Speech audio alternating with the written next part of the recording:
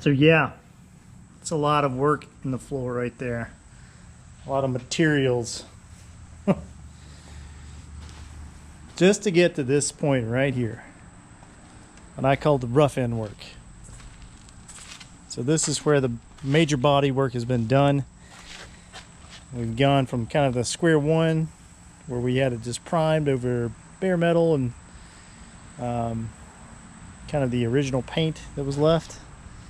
Took all the old work out of it and started again. So it's got all new Bondo, new work, if you will. Roughed in, all the dents are fixed, all the areas that are ugly are fixed, and we've sanded it back down with 150 after we did our heavy work. Here's our door that we worked on the other night. Looks like a lot of work, right? Again, when this is primed and we have a couple blockings on it, all that'll look a lot nicer as well. But just want to show you guys the difference between where we were and where we are now. So this is, I would call, kind of the stage 2. We're going to put another coat of primer on it, and that'll put it in kind of that next stage where we can do our first round of blocking. We'll block with 150 grit. See how everything looks, if we've got everything covered and we think it's going to be good enough for last coat of primer, and then we'll be ready to paint. So I guess phase 3 is going to be blocking this thing down, and then I'm hoping we can do one blocking and then go final prime and paint. We're going to block it at least once more, see how it is. If it looks like it's going to block out, well, we'll put it in final prime and paint it. If we need to do another round of blocking, we'll do that. But yeah.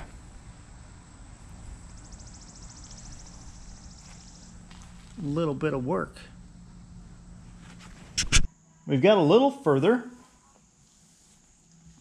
with the priming and blocking. So we've already done our initial prime and blocked the car one time all the way down. And saw the bad places, the places we need a little bit extra help, a little bit extra Bondo or filler work, and have gone from there. And it kind of starting to look repetitively the same, right? It's just sand marks all over the thing. So, but this is the second blocking, if you will, of the car. So I've already primed it, blocked it down, fixed some places, reprimed those places. And now I'm blocking it one more time to see if there's anything else that I need to fix. And I've done that so I could find little places like this. And I don't know if you can see this little area that's darker right here. You can see there's a low spot. And I've sanded down and this little area shows to be low. So I'll have to fill that. And that's kind of where we're at now. There's little spots like that on the car that need to be fixed, and those are the only real bad places now. Everything else has been corrected. I did go ahead and detrim the doors, took the glass out, all the components on the doors, so I can get to these areas. You can see I've already primed them in an etch primer that's black, because these are going to go back black. What else? Next step is for me to finish these little places that need to be touched up with some filler and sanded down and then reprimed. I'll spot prime those. And then after that, I'll check the car one more time. Just, you know, walk around it, check it, make sure there's not any other spots that need to be fixed. And then I'll put it in final prime. So that's the next step. And then final prime is really just the wet sand and then pull into the booth. I also have to take these windshields and back glass out so I can get to these areas inside of here. And then I need to work in the jams too, because I'm going to paint the jams the same time I do the car. Probably going to leave the doors open. I'll tape everything up really well. But I want to be able to paint everything in here and make it seamless without tape lines. So I've got to get in here and clean these jams out. That's the next step. And then final prime is really just the wet sand and then pull into the booth. I also have to take these windshields and back glass out so I can get to these areas inside of here. And then I need to work in the jams too, because I'm going to paint the jambs the same time I do the car. Probably going to leave the doors open. I'll tape everything up really well. But I want to be able to paint everything in here and make it seamless without tape lines. So I've got to get in here and clean these jambs out. Won't take too long. They're not in bad shape. We're going to keep going at this thing. I did, oh, you probably noticed I moved it around. So I've got the Falcon. I got the Falcon over here where it should be for the next phase in the life of the Falcon. That was actually part of what I need to do with it next. So we're going to have a video on it soon. I have not forgot about it. So you Falcon guys out there, please don't think I forgot about this thing. We just had to detour a little bit. All right. This is Final Prime.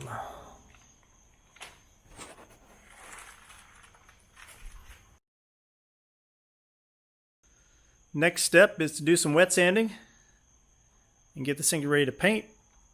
We'll wet sand it down. Once it's wet sanded, I'm going to pull the front windshield and the rear window out. Put those aside. I'll have to touch up into these areas where the window sits down in there. I have to clean those up, put a little primer there. But I want to wet sand it first just to give you that little bit of added protection as I'm putting water on it and such. But yeah, I'm going to put a little guide coat on here with some paint. Like we talked about in a previous episode. That'll just tell me if there are any low spots. And that'll be the last thing we put on it before we actually paint this guy. So...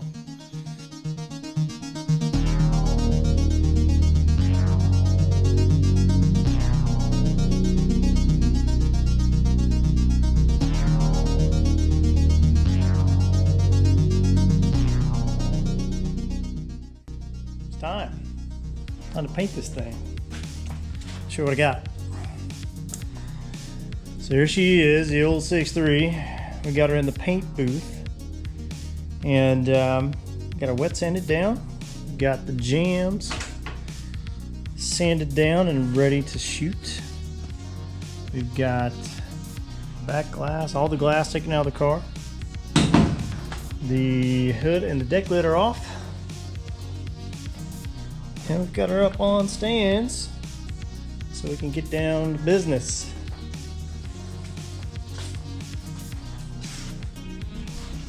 So, the next time you see this little girl, hopefully she'll be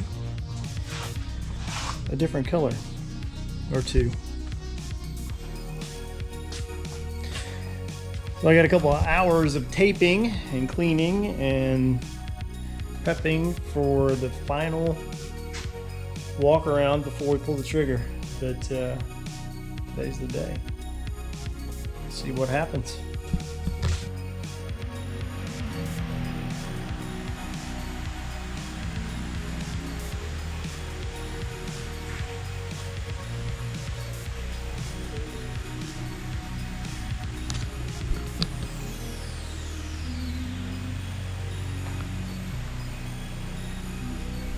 Oh, all right, guys.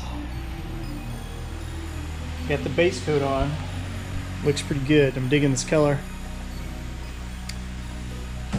Now it's time to lay down a little clear. Gonna do satin clear. I'm gonna try to keep it about the same sheen that it is right here. So I figured out that I need about 30% of the flattener in it, and I'll show you what I'm using. I didn't go really expensive with my clear because I knew I was going to flatten it out, so I'm just using a Shopline JC630. This is PPG's, you know, kind of, I won't say cheaper clear, but it's still a good clear. And then One Choice, also PPG SU4985. So I'm going to mix this about 30% flattener with 70% clear partner mix, and go from there. I tried 40%, it was a little too flat, so I think the 30-70 ratio is going to be where I need to be.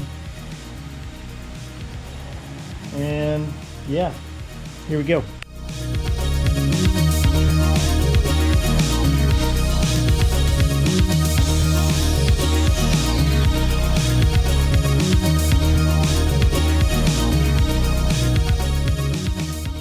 There it is.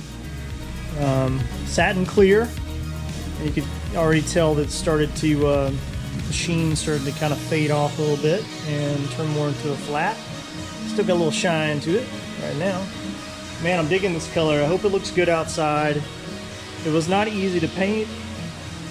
These heavy metallics, like the model is what they call it, but kind of look like a splotchiness to it. So, and this color was really, really bad about that. So I did the best I could to kind of dry spray it a little bit to see if I could get that splotchiness to go away, but I'm afraid it's still in there. I'm hoping the flat clear will, I'm hoping that'll hide it a little bit. But, man,